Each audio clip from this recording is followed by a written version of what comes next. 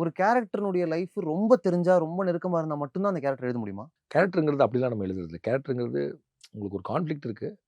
அந்த கான்ஃப்ளிக்ட்ட கம்யூனிகேட் பண்றதுக்கான நம்ம கதையில ஒண்ணு சொல்லணும்னு நெனைக்கிறோம். அத சொல்றதுக்கான ஒரு டூல் ம். தான் அந்த கதாபாத்திரம்.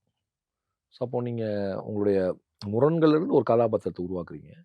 அத பிலீவபிளா மாத்துறீங்க. பிலீவபிளா மாத்துறதுக்கு கொஞ்சம் ரெஃபரன்ஸஸ் எடுத்துக்கிறோம். ஆ.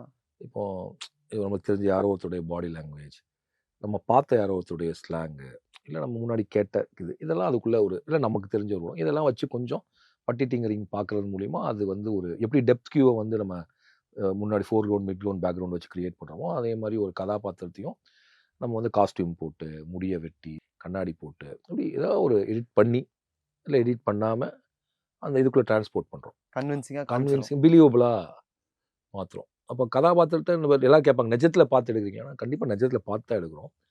பட் ஆனா அப்படியே முழுமையா ஒருத்தர் உலகத்தில எங்கேயுமே இருக்க முடியாது. நம்ம நம்ம கதைக்கு வசதிக்கான, கதையை சொல்வதற்கான, இந்த கதையை நிகழ்த்துவதற்கான ஒரு கதை மாந்தர நம்ம கண்டுபிடிக்கிறோம். ம்.